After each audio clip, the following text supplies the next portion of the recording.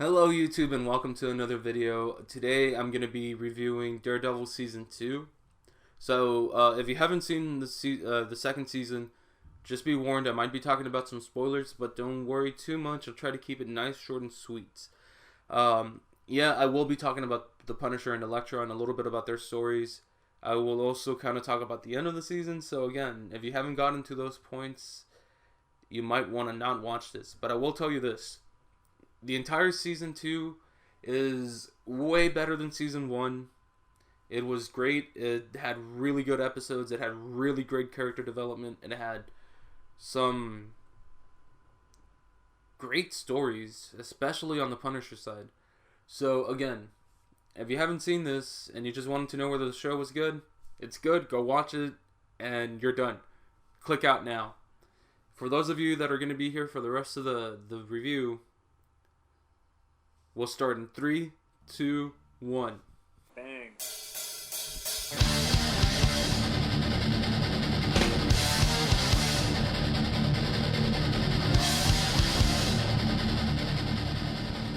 Alright, so Season 2 of Daredevil.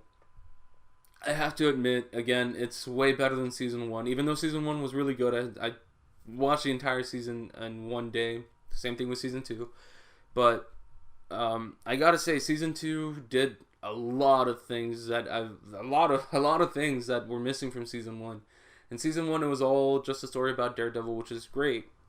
But in Season 2, we get introduced to other heroes and other characters like Elektra and Punisher. And the way that they introduce the Punisher is so fucking badass. I loved how they ended the first fight between Daredevil and Punisher, where he just shoots Daredevil right in the head. It's intense. It was an intense fight scene. It was an intense conflict between Daredevil and Punisher, and I loved it. John Bernthal did a really great job as the Punisher. Way better than the dude that played the Punisher in Warzone, even though he did do a good job as far as what he was given. And Thomas Jane did a really good job as far as a compassionate Punisher.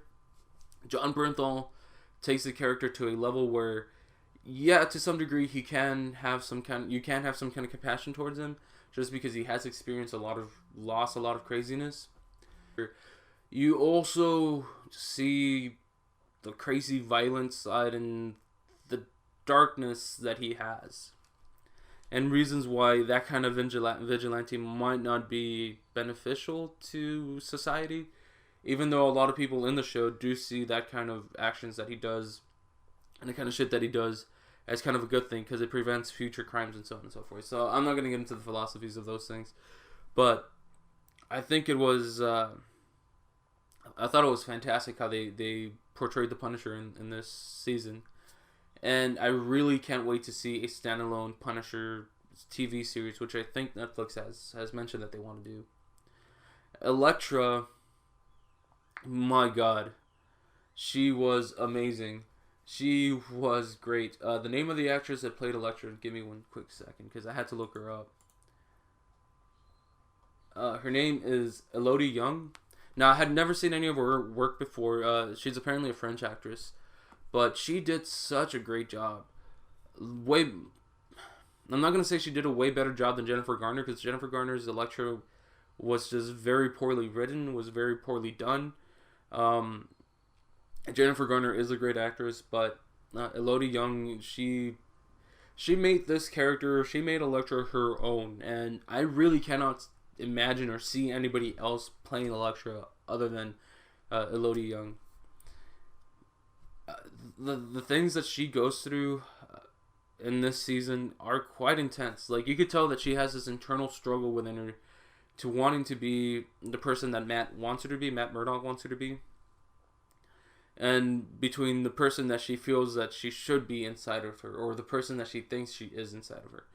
And that leads to a lot of conflict throughout the second half of the season, where Elektra and Daredevil are always butting heads with their ideas and how things should be done, and eventually leads to the final conflict, where it is revealed, again, spoilers, it is revealed that Elektra is actually the Black Sky, which is the ultimate weapon that the Hand could ever create. And, nerdy.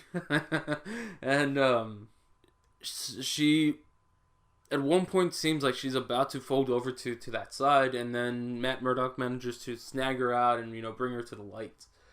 That is until, the final confrontation against Naboo, which is one of the characters that's coming back from season 1. And after this big climactic battle, Punisher joins in. Elektra gets stabbed in the chest. She bleeds out, dies. And then crazy shit happens. I don't know how else to put it. So they bury her, but as we see towards the end of the last episode, the Hand actually goes back and recovers the body and dumps her into this canister coffin kind of thing, where the Hand had some people. Oh, the Hand is a whole other topic. I can't touch on the Hand. Let's just say that the Hand has a means to possibly bring back Elektra. And if she does come back, that means that she's either going to be one of the main antagonists during season 3, which would be fucking cool.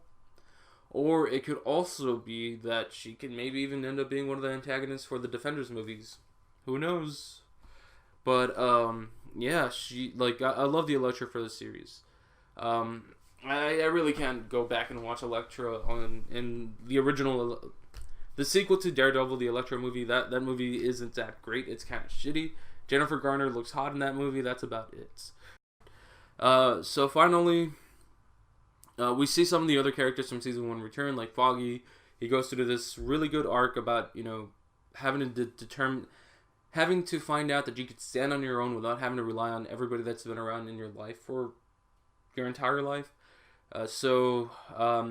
Foggy has a falling out kind of with Matt, and eventually he ends up leaving the firm, or the firm that Matt and Foggy had ends up being closed down, leaving Foggy to join bigger and better things. And one of the things that the place where he is going to end up is working for that lawyer that comes out in Jessica Jones, whose name I can't remember, but the chick that's being the Trinity. Let's just call her Trinity, because the lady played Trinity in the Matrix, and I can't remember her name. But it's seeming like Foggy's gonna go help her out, and he's gonna be dealing with the vigilante cases, which is gonna be kind of fun. And I can't wait to see him in Jessica Jones, or at least hope that he comes out in Jessica Jones season 2. Karen goes through her own falling out with Matt in a sense. They do develop some kind of romantic relationship to some degree, even though they never really take it too far. And eventually, she catches Matt with Elektra, which once you see it, or have you seen it, it's not as bad as she maybe even thought about it. But who hasn't been in that situation before? Anyways,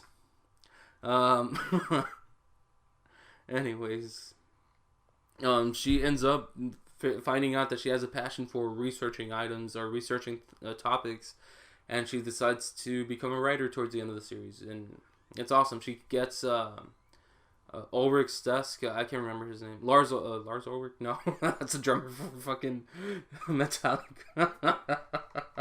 I can't. Ulrich was the writer. The dude that dies in the first season. He gets killed by Wilson Fisk. She ends up getting his desk, and it's pretty cool. I love how they brought that full circle. Wilson Fisk makes another appearance in this season. He does a great job. I love how he's in control of the entire prison, and how it's seeming like he still has control over the city. And I hope that he becomes one of the main bad guys again for season 3. That'd be really cool. That'd be really fun if it's Fisk and Elektra, being the antagonist for season 3. It would be like Matt's love and Matt's absolute hatred, absolute love and absolute hatred being at two ends, but yet they're both his enemies, which is not just a good little story element. It could be like a good, or like it's not just a good like plot point. It could be a really good story element to be discovered throughout the entire season. That's neither here nor there. But yeah, overall, season 2, great fucking job with this. I can't wait to see season 3. I can't wait to see Luke Cage, which there was a trailer at the that was released already, which if you haven't seen it, they don't really reveal too much, but it looks fun. It looks like it's going to be a much more lighthearted series than Jessica Jones and Daredevil, which is okay. There's no need to have constant darkness in all the TV shows, so yeah, can't wait to see that. I guess that's it for me. I already gave you my 2 cents in the show. I loved it. I can't wait for more. And I mean, I guess this is going to carry me over to Civil War, right? Anyways, that's it for this video. I'll catch you all later. I'm working on another video, a Batman v Superman video, which will be up pretty soon. And, yeah, that's it. I will catch you all later. Oh, and subscribe if you haven't. Hit like if you can. Bye.